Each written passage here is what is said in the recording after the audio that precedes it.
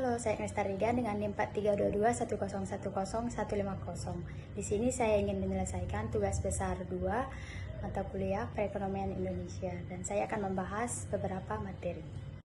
Nah, yang pertama itu ada konsep dan tujuan dari kebijakan pemerintah mengenai otonomi daerah sebagai salah satu percepatan pembangunan di Indonesia. Otonomi daerah adalah pemberian wewenang atau kekuasaan untuk pemerintah daerah oleh pemerintah pusat untuk menentukan dan melakukan fungsi pemerintahan.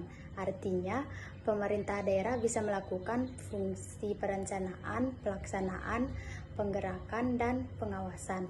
Meskipun memiliki wewenang, penyelenggaraan pemerintah harus tetap berdasarkan pada peraturan yang ada. Tujuan otonomi daerah yang pertama, untuk meningkatkan pelayanan dan kesejahteraan masyarakat di daerah. Yang selanjutnya, memberikan kesempatan pada daerah untuk mengatur dan mengurus daerahnya sendiri sesuai tradisi dan adat istiadatnya. Dan ada juga untuk meringankan beban pemerintah. Dan yang terakhir, untuk memberdayakan potensi alam agar daerah mampu bersaing dan profesional. Desentralisasi pembangunan. Otonomi daerah memberikan kewenangan kepada pemerintah daerah untuk mengadaptasi kebijakan pembangunan sesuai dengan kebutuhan setempat, sehingga program pembangunan bisa lebih tepat sasaran. Hal ini juga memungkinkan pengambilan keputusan yang lebih cepat dan respon yang lebih efisien terhadap perubahan lingkungan. Partisipasi aktif masyarakat dalam proses pembangunan juga didorong, sehingga kebijakan yang diterapkan mencerminkan aspirasi dan kebutuhan masyarakat setempat. Otonomi daerah juga memungkinkan manajemen sumber daya yang lebih efisien dan mendukung pertumbuhan ekonomi lokal. Dengan keterlibatan langsung masyarakat, akuntabilitas kebijakan dan program pembangunan juga diperkuat. Dengan demikian, otonomi daerah menciptakan landasan bagi pembangunan yang berkelanjutan dan responsif di tingkat lokal. Tantangan otonomi daerah. Yang pertama ada keterbatasan sumber daya finansial. Pemerintah daerah sering menghadapi keterbatasan dana untuk memenuhi kebutuhan pembangunan dan pelayanan publik.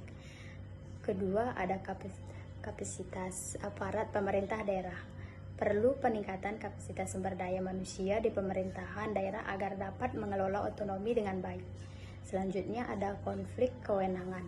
Kemungkinan terjadinya konflik kewenangan antara pemerintah pusat dan daerah yang dapat menghambat pelaksanaan kebijakan. Dan yang terakhir ada ketidaksetaraan akses pelayanan. Adanya ketidaksetaraan dalam akses masyarakat terhadap pelayanan kesehatan, pendidikan, dan infrastruktur antar wilayah. Nah, di sini ada keberhasilan implementasi otonomi daerah. Secara umum, keberhasilan implementasi otonomi daerah dapat diukur melalui beberapa indikator dan dapat mencakup contoh seperti peningkatan pelayanan kesehatan di daerah tertentu. Yang pertama ada peningkatan akses. Dengan adanya otonomi, suatu daerah dapat meningkatkan akses masyarakat terhadap layanan kesehatan. Ini bisa termasuk pembangunan puskesmas dan peningkatan. Yang kedua ada inovasi dan efisiensi. Otonomi memungkinkan daerah untuk mengembangkan inovasi dalam penyediaan layanan kesehatan sesuai dengan kebutuhan lokal.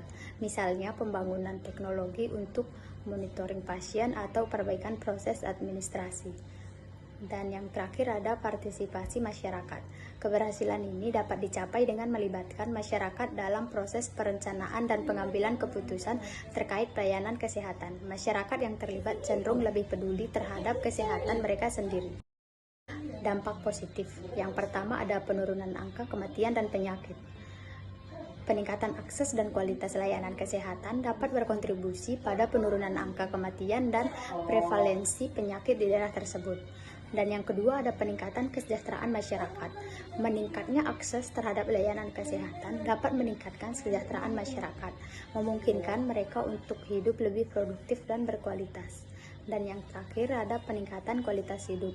Dengan adanya otonomi yang berhasil, masyarakat dapat menikmati peningkatan kualitas hidup melalui akses yang lebih baik terhadap layanan kesehatan yang berkualitas. Dan selanjutnya kita akan membahas materi tentang masalah apa aja sih yang timbul akibat dari otonomi daerah ini dan kebijakan apa yang dilakukan dari pemerintah pusat guna mengatasi masalah tersebut. Nah, yang pertama ada masalah yang timbul.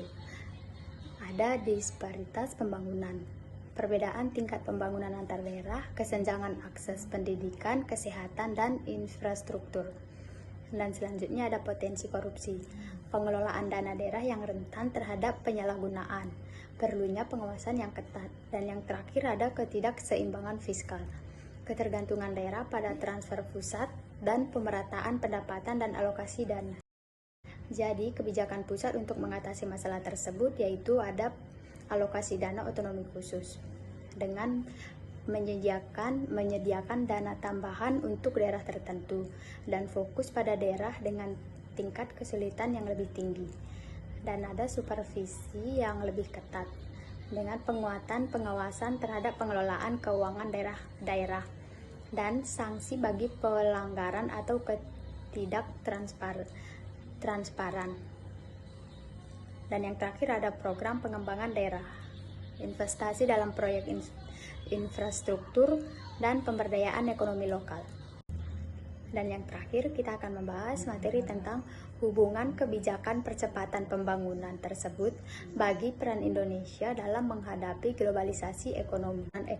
Pembangunan ekonomi adalah suatu proses kenaikan pendapatan total dan pendapatan per kapita dengan memperhitungkan adanya pertambahan penduduk dan disertai dengan perubahan fundamental dalam struktur ekonomi suatu negara dan pemerataan pendapatan bagi penduduk suatu negara. Jadi peran pemerintah dalam hal tersebut yang pertama ada entrepreneur, koordinator, fasilitator, dan yang terakhir ada stimulator. Ada reformasi struktural. Menteri Keuangan Sri Mulyani mengungkapkan reformasi struktural merupakan upaya pemerintah untuk memperbaiki fondasi-fondasi ekonomi Indonesia. Kita akan menggunakan tools seperti APBN bersama dengan tools reformasi struktural ini. Nah, misalnya pemerintah Indonesia di bawah kepemimpinan